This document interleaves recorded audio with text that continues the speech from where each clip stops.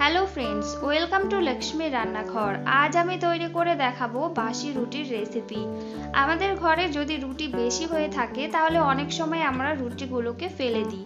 তো রুটিগুলো না ফেলে আপনারা ঝটপট এই রেসিপিটি তৈরি করে খেতে পারেন। এটা আপনারা তাজা রুটি দিয়েও করে খেতে পারেন। এখানে আমি বাসি রুটি নিয়ে নিয়েছি। একটা রুটিকে আমি এইভাবে ফোল্ড করে একটা ছুরির মাধ্যমে এইভাবে লম্বা লম্বা করে কেটে নেব। এখানে আপনারা কাঁচির মাধ্যমেও কেটে নিতে পারেন। আমি ছুরি দিয়ে 3টে রুটি আমি এইভাবে কেটে নেব। আর এখানে আমি দুটো বড় সাইজের পেঁয়াজকে লম্বা লম্বা করে কেটে নিয়েছি। এখানে কাঁচা লঙ্কা কেটে নিয়েছি ছোট ছোট করে। লঙ্কাটা আপনারা আপনাদের পরিমাণ মতোই দেবেন। এখানে আমি কয়েক কোয়া রসুনকে এরকম ছোট ছোট করে কেটে নিয়েছি। এখানে মিডিয়াম সাইজের একটা টমেটোকে লম্বা লম্বা করে কেটে নিয়েছি। আর নিয়েছি এখানে ধনেপাতা কুচি। এবার আমি একটা কড়াইয়ের মধ্যে 2 টেবিল স্পুন তেল দিয়ে দেব।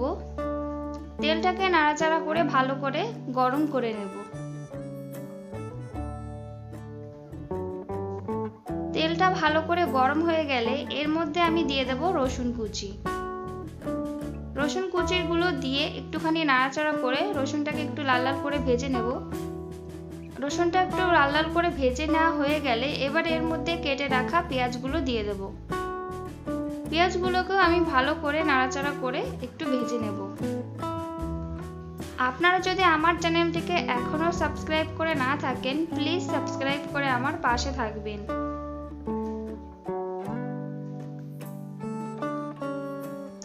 পেঁয়াজগুলোকে এখানে আমি হালকা করে একটু ভেজে নিয়েছি।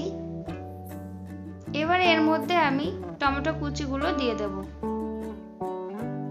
টমেটো কুচিটা দিয়েও আমি হালকা করে একটু নাড়াচাড়া করে নেব।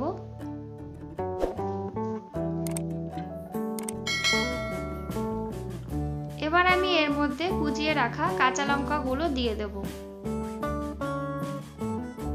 কাঁচা লঙ্কাটা দিয়ে আবার ভালো করে একটু নাড়াচাড়া করে নেব। এবার এর মধ্যে দিয়ে দেব হলুদ আর স্বাদ অনুসারে লবণ। লবণটা এখানে একটু অল্প করে দিতে হবে যেহেতু রুটিতে লবণ আছে।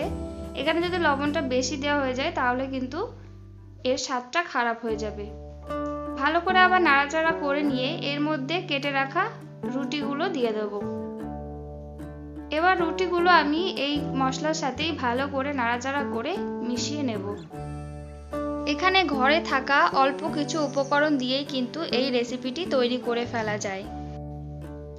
3 থেকে 4 মিনিট আমি এইভাবে একটু নাড়াচাড়া করে মিশিয়ে নিয়ে এবার এর উপর দিয়ে একটু ধনেপাতা কুচি দিয়ে আবার ভালো করে নাড়াচাড়া করে আমি নামিয়ে নেব। তৈরি হয়ে গেছে বাসি রুটির চাউমিনের রেসিপি। আপনাদের যদি এই রেসিপিটি ভালো লেগে থাকে তাহলে অবশ্যই লাইক, কমেন্ট, শেয়ার এবং সাবস্ক্রাইব করে আমার পাশে থাকবেন।